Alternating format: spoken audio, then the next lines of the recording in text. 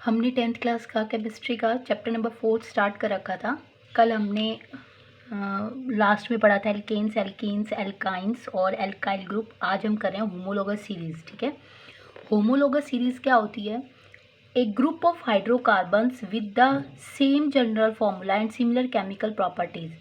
अगर मैं homologous series carbon compound की बना रही हूँ तो फिर मेरे पास उसके अंदर कार्बन कंपाउंड से रिलेटेड ही उसकी केमिकल फिजिकल प्रॉपर्टी होगी। अगर मैं किसी अल्कोहलिक की बना रही हूँ तो अल्कोहल से रिलेटेड होगी। कार्बोक्सिलिक ग्रुप की बना रही हूँ तो कार्बोक्सिलिक ग्रुप से रिलेटेड होगी। तो ये जो हमारी होमोलोगस सीरीज़ है वो है हाइड्रोकार्बन की। ठीक है, तो होमोलोगस सीरीज ऑफ हाइड्रोकार्बन्स की हम कैसे डिफाइन करेंगे? ए ग्रुप ऑफ हाइड्रोकार्बन्स, यानी कि उस सीरीज के अंदर हाइड्रोकार्बन्स का क्या होना चाहिए? ग्रुप, यानी कि हाइड्रोजन और कार्बन से बना हुआ जो ग्रुप होगा, जो भी कंपाउंड होगा with the same general formula, उसका फॉर्मूला क्या होगा? सेम होगा। एंड सिमिलर केमिकल प्रॉपर्टीज, और उसकी जो केमिकल प्रॉपर्टीज होंगी वो क्या होंगी? सिमिलर होंगी। क्लियर? फॉर एग्जाम्पल, जैसे कि मेरे पास मैं एल्केन का ले लेती हूँ होमोलोगस सीरीज ऑफ, मैं मान लिया मैं एल्केन की ले ली।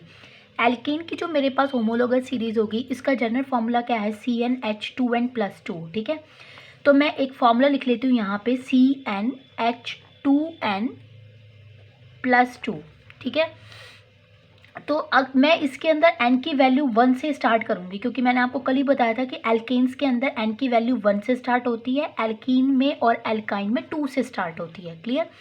तो मैंने n की वैल्यू 1 रख दी, तो मेरे पास कंपाउंड बन जाएगा CH4। अगर मैं n की वैल्यू 2 रखती हूँ तो मेरे पास बन जाएगा C2H6। क्लियर? यानी कि ये जो सीरीज बनती चली जाएगी, सेम ऐसे अगर n की वैल्यू 3 रखती हूँ तो C3H8। ठीक है, तो ये जो बनती चली जाएगी सीरीज, इसके अंदर देखना दो दो का डिफरेंस है। दो दो मतलब इसमें हमारे पास, अगर मैं इसमें से इसको सब्ट्रैक्ट करूँ, C2H6 में से CH4 को सब्ट्रैक्ट करूँ तो मेरे पास सब्ट्रैक्ट करने पर आता है CH2। अब मैं नीचे से इसको C3H8 में से अगर मैं C2H6 को सब्ट्रैक्ट करूँ तो मेरे पास आता है CH2। करके देख लो। देखो, 2 कार्बन में से 1 कार्बन गया तो 1 कार्बन बचता है। 6 में से 4 कार्बन गए तो कितने हाइड्रोजन में से 4 हाइड्रोजन गए तो टोटल मेरे पास कितने बचते? 2 हाइड्रोजन। सेम ऐसे ही मैं अगर नीचे से ऊपर वाले को इसमें से सब्ट्रैक्ट करती हूँ तो 3 कार्बन में से 2 कार्बन जाते हैं तो 1 कार्बन बचता है। 8 हाइड्रोजन में से 6 हाइड्रोजन जाएंगे तो 2 हाइड्रोजन बचेंगे। अब मैं यहाँ पे सेम ऐसा ही N4 लेके चलती हूँ तो मेरे पास क्या आ जाएगा? C4H10। ठीक है, फॉर्मूले में अगर मैं n की वैल्यू 4 रखूँ तो C4H10, इसको इसमें से सब्ट्रैक्ट करेंगे तो क्या आएगा? इन दोनों का सब्ट्रैक्ट, C4 में से C3 गया तो कार्बन 1 बचा। 4 कार्बन में से 3 कार्बन जाएंगे तो 10 हाइड्रोजन में से 8 हाइड्रोजन जाएंगे तो कितने बचेंगे? 2 हाइड्रोजन। तो यानी कि मैं कोई भी सीरीज बना लूँ इसके अंदर, चाहे मैं एल्केन की बना लूँ, एल्कीन की बना लूँ या एल्काइन की बना लूँ, तीनों हाइड्रोकार्बन्स की जो सीरीज होगी उनके अंदर जो सब्ट्रैक्शन होगा वो किसका आएगा? यानी कि जो डिफरेंस होगा वो किसका आएगा? CH2 का आएगा। क्लियर? अब मेरे पास आती है, मैंने होमोलोगस सीरीज पढ़ ली। होमोलोगस सीरीज के बाद मैं पढ़ रही हूँ अपना एल्केन्स, एल्कीन्स और एल्काइंस की होमोलोगस सीरीज, यानी कि characteristics of homologous series of alkanes, alkenes and alkynes. तीनों में सिर्फ फॉर्मूले का डिफरेंस है। ठीक है, फॉर्मूले का जनरल फॉर्मूला एल्केन्स का क्या होता है? CnH2n+2। इसका होता है CnH2n, और एल्काइन का होता है CnH2n-2। ये मैंने कल भी बताया था फॉर्मूला। इसमें तो हमारे पास n की वैल्यू 1 से स्टार्ट होती है एल्केन में, एल्कीन में और एल्काइन में हमारे पास n की वैल्यू 2 से स्टार्ट होती है। दोनों के अंदर n की वैल्यू 2 से स्टार्ट होगी। क्लियर? अब अपने पास इसकी कुछ कैरेक्टरिस्टिक्स आती हैं, वो तीनों में बराबर होंगी। क्या? एक अलग डिफरेंस है कि all 4 bonds are sigma bond. अब आपको ये बता देती हूँ, इंपॉर्टेंट चीज़ है इसमें, एल्केन सिंगल बॉन्ड को रिप्रेजेंट करता है, एल्कीन डबल बॉन्ड को रिप्रेजेंट करता है और एल्काइन ट्रिपल बॉन्ड को रिप्रेजेंट करता है। मेरे पास अगर सिंगल बॉन्ड है तो सिंगल बॉन्ड को हम सिग्मा बॉन्ड भी बोलते हैं, याद रखना। अगर मेरे पास डबल बॉन्ड है तो डबल बॉन्ड में एक सिग्मा और एक क्या होता है? पाई बॉन्ड होता है। क्लियर? सिग्मा पाई बॉन्ड कैसे फॉर्मेशन होते हैं ये आपकी 11th क्लास के अंदर ज़्यादा डीपली नहीं पढ़ेंगे। अगर अभी डीपली किया तो सिलेबस अपना होगा ही नहीं, यानी कि बहुत लंबा हो जाएगा चैप्टर। ट्रिपल बॉन्ड में हमारे पास बीच वाला जो बॉन्ड होता है ना, वो होता है सिग्मा बॉन्ड, और ऊपर नीचे वाले होते हैं पाई बॉन्ड। आप सिर्फ इतना समझ लो कि सिग्मा बॉन्ड कंप्लीटली ओवरलैपिंग से बनते हैं, कंप्लीटली आपस में जब ऑर्बिटल्स आपस में ओवरलैपिंग करते हैं तब फॉर्मेशन होता है। Pi bond partially formation overlapping की फॉर्मेशन से होता है। क्लियर? तो कभी भी याद रखना, जब भी हम ट्रिपल बॉन्ड के अंदर सिग्मा बॉन्ड लिखेंगे तो हमेशा बीच वाला लिखेंगे, ऊपर नीचे वाले हमारे पास पाई बॉन्ड बनते हैं, क्योंकि बीच का बॉन्ड ही कंप्लीटली ओवरलैपिंग से बनता है। ठीक है, अब अपने पास नेक्स्ट आता है alkanes are saturated hydrocarbons. Clear?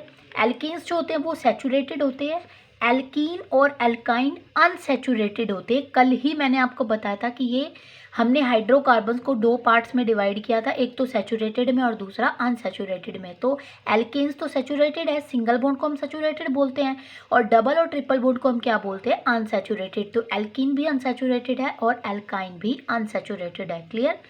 फिर अपने पास नेक्स्ट आता है कि all members of A homologous series have same chemical property, यानी कि इस एल्केन के जितने भी सीरीज होगी हमारे पास, ये पूरी सीरीज एल्केन की मैंने बनाई है, इसके अंदर जितने भी कार्बन की चेन ये बढ़ती चली जाएगी, भले ही कार्बन की चेन बढ़ती चली जाए, लेकिन इसकी जो केमिकल प्रॉपर्टी होगी वो सेम रहेगी। ठीक है, वो सेम रहेगी, चाहे कितने भी कार्बन नंबर चेन के अंदर बढ़ते चले जाएं, लेकिन उसकी केमिकल प्रॉपर्टी सेम रहेगी। क्लियर?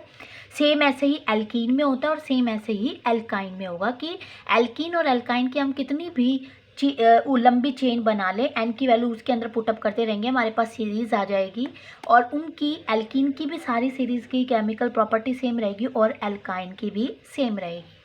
फिर अपने पास नेक्स्ट आता है the member of homologous series show gradual increase in melting point, boiling point and density as the molecular mass increase. इसने क्या बोला है कि मॉलिक्यूलर मास बढ़ रहा है। मॉलिक्यूलर मास बढ़ने का मतलब देखो, इसमें एक कार्बन था, फिर दो कार्बन आ गए, फिर तीन कार्बन आ गए, फिर चार कार्बन आ गए, ऐसे ही हाइड्रोजन भी इंक्रीज हो रहे हैं। अगर इस तरह से इंक्रीज होते चले जाएंगे तो देखो कॉम्प्लेक्स सा स्ट्रक्चर बन जाएगा। जैसे एक मैं सिंपल में CH4 लिखूँ, CH4, फिर मेरे पास आता है C2H6। इसको अगर मैं शो करूँ तो कार्बन देखो चार हाइड्रोजन है, चार हाइड्रोजन है, मैंने यहाँ पे शो कर दिए। C2H6 इसके अंदर लिखो तो दो कार्बन, और दोनों कार्बन के पास तीन तीन हाइड्रोजन,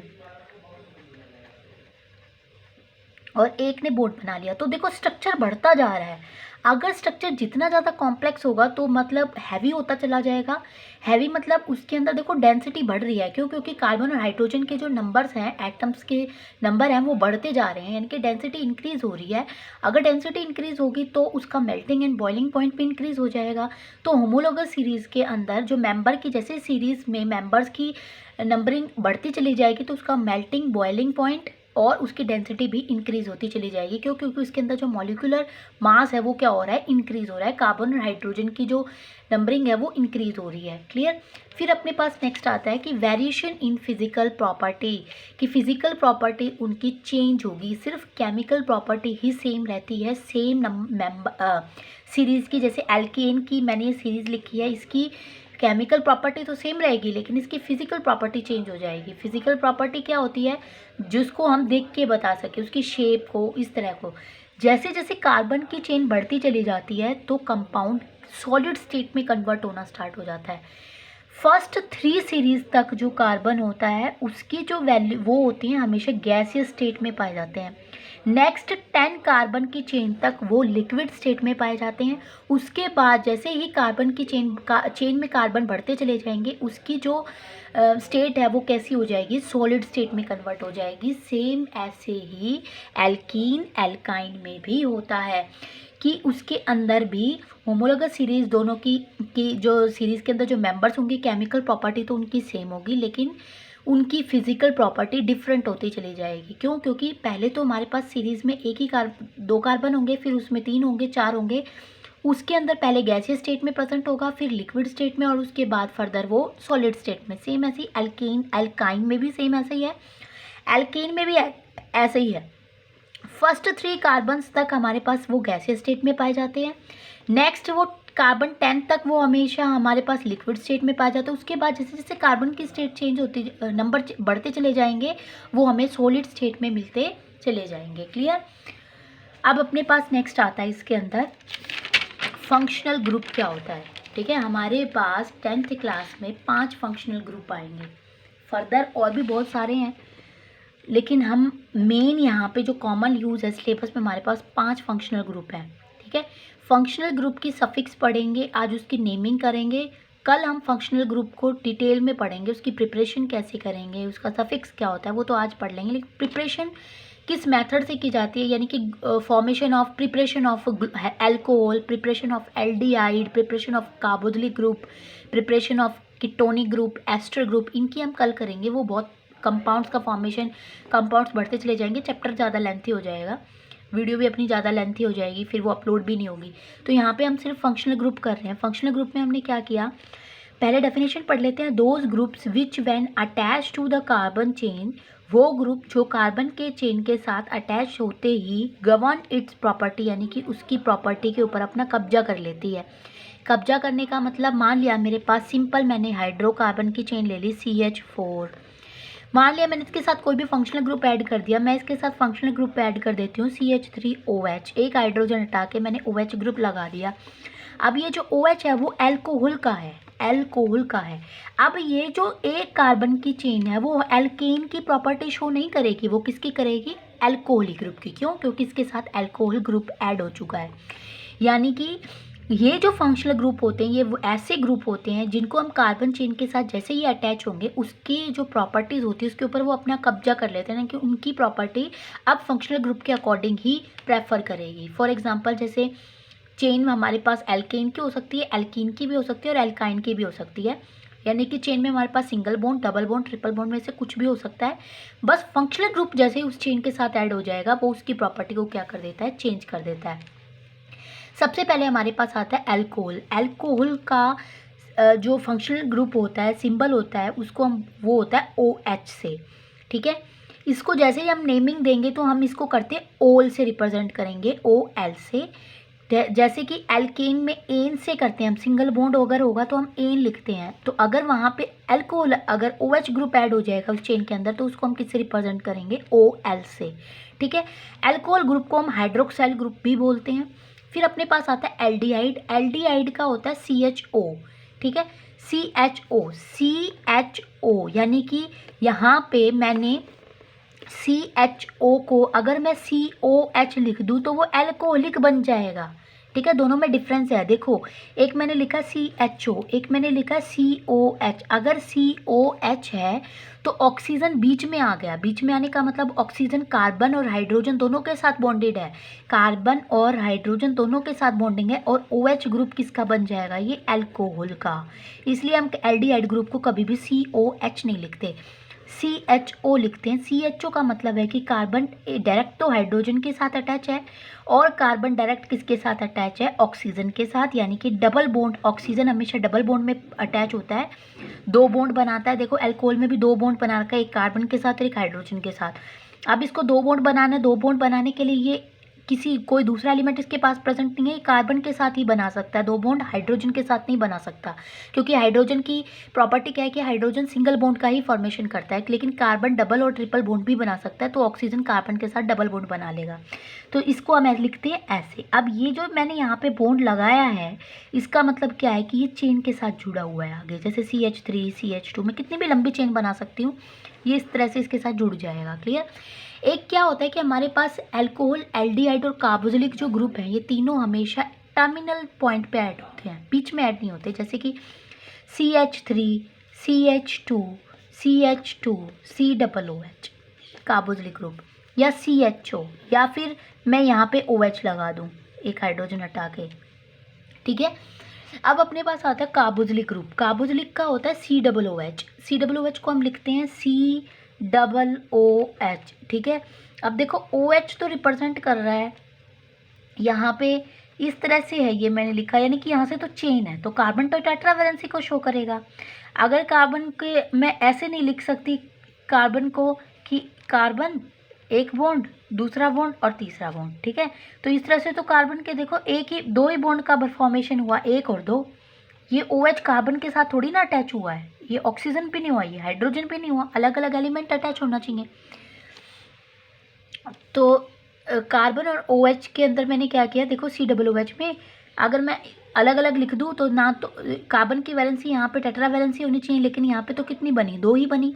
तो COOH को हम कैसे लिखते हैं कि एक ऑक्सीजन तो डबल बॉन्ड में होगी और एक ऑक्सीजन हाइड्रोजन के साथ बॉन्डेड होगी और यहाँ से चेन ऐड हो जाएगी, जैसे CH3 CH2 इस तरह से, और भी लंबी हम बना सकते हैं। क्लियर। इसका होता है सफिक्स ओइक, इसको हम ओइक से रिप्रेजेंट करते हैं, और एल्डिहाइड के अंदर हम लिखते हैं अल। जैसे एन के लिए हम सिंगल बॉन्ड, तो अल का मतलब होता है वहाँ पे एल्डिहाइड ग्रुप होगा। कार्बोक्सिलिक के लिए होता है ओइक। अब मेरे पास आता है कीटोन, कीटोन का होता है C डबल बॉन्ड O, ठीक है, C डबल बॉन्ड O। यहाँ से भी चेन होगी, यहाँ से भी, ये टर्मिनल पोजीशन पे नहीं होता, ये बीच में ऐड होता है, यहाँ इसके दोनों तरफ चेन बढ़ती चली जाएगी इस तरह से कि कार्बन ऑक्सीजन के साथ डबल बॉन्ड में होगा और दोनों साइड से इसके अंदर चेन बढ़ती चली जाएगी।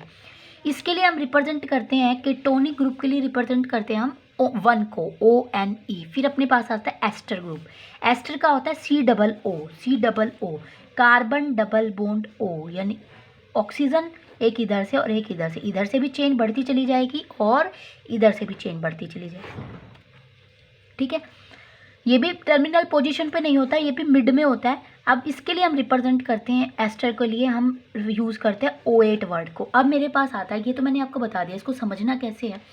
जैसे मेरे पास चेन आ गई, मैंने ले दिया आपको कि मुझे बनाना है मिथेनोइक नोइक। अब याद रखना, अगर कभी भी फंक्शनल ग्रुप के ये जो सफिक्स ऐड होते हैं ना, तो एन, ईन और आइन के पीछे से ई हट जाता है, ई हट के ही वो उसके साथ कोई भी फंक्शनल ग्रुप का जो सिंबल होगा वो ऐड होगा, सफिक्स ऐड होगा। क्लियर। मिथेनोइक। अब मुझे इसका नाम बताना है। मिथ का मतलब होता है एक कार्बन, तो मैंने लगा दिया एक कार्बन। ठीक है। ओइक का मतलब होगा कि उसके अंदर डबल बॉन्ड, मतलब कार्बोक्सिलिक ग्रुप होना चाहिए, डबल OH होना चाहिए, तो मैंने OH बना दिया। ठीक है। इसको अब मेरे को बनाना है, इस कार्बन की हमें वैलेंसी कंप्लीट करनी है। तो मेरे को पता है इसके साथ अगर ये डबल OH होगा तो कार्बोक्सिलिक एसिड का, तो ये इस तरह से अटैच होगा, और यहाँ पे कार्बन की टेट्रा वैलेंसी को कंप्लीट करने के लिए 1 2 3 हाइड्रोजन ऐड कर दूँ, तो ये बन जाएगा HCOOH, मिथेनोइक एसिड। अब मान लिया मुझे बनाना है प्रोपीनोएट। ठीक है। OH मतलब एस्टर ग्रुप होगा, एस्टर ग्रुप होता है COO, और ये हमेशा टर्मिनल पे नहीं आता, बीच में आता, तो मैंने लगा दिया डबल O।